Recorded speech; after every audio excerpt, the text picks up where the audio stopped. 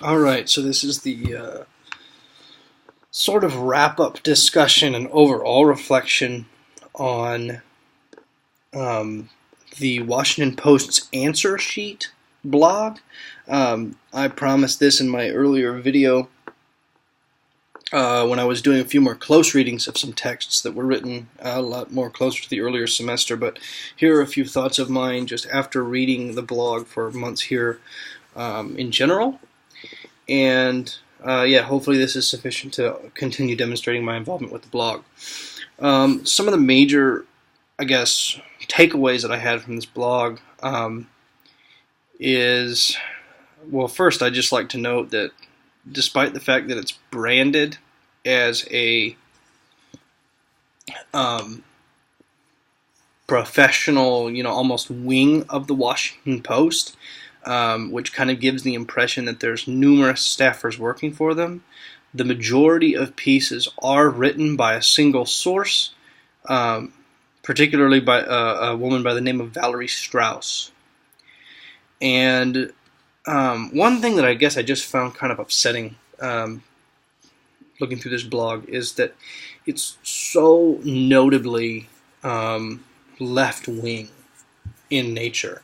When it comes to education, and I've covered this maybe a little bit less directly in some of my other videos, and perhaps our personal conversations, Professor Rodeseiler, but I really believe that education needs to be balanced, because even if you believe that there are bad ideas on the other side, the other perspective, that it's very important to understand those ideas so that you can defeat those ideas with good ideas in debate.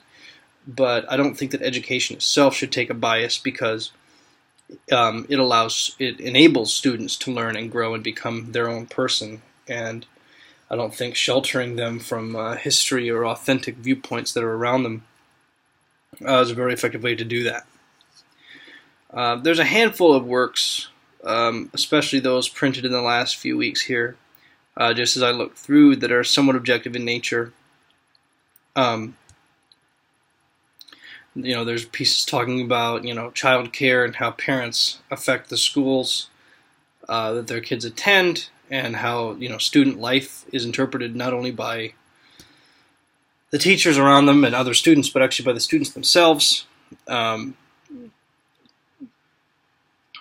There's an interesting piece on espionage on college campuses, and then a lot of political pieces really railing against Betsy DeVos and Donald Trump.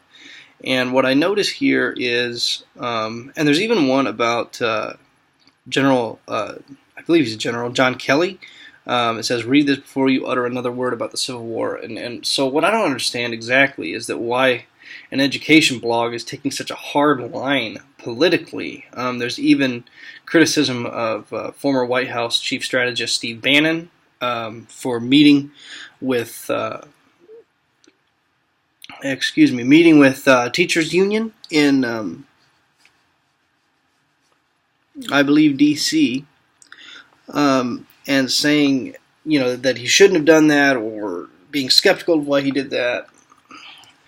And it certainly discusses the pulling back of political policy in terms of education. That seems to be the agenda of the Trump administration under Betsy DeVos. And what it's doing is really criticizing the fact that these policies are being railed back, saying that by slowing the progression of legislation that has been implemented, and even removing some pieces of legislation, that the Trump administration somehow is rolling back progress.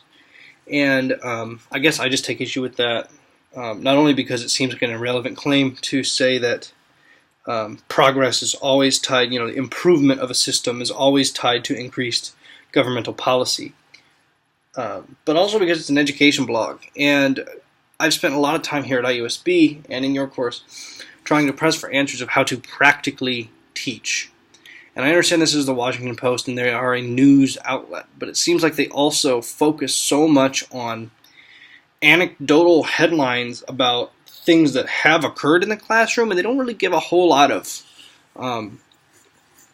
practical advice. They talk about, how to enable the profession of teaching to be at what they believe to be its optimal state, and they talk about, different political and legislative goals that others have set and how that teachers can engage with that. But they don't offer a whole lot of practical in-class tips and tricks, if you will. Even the more non-political pieces are more, avant-garde research and other, anecdotal stories that sort of give a hint at what we can look out for as teachers. For instance, there's a piece on stress and hostility in the classroom.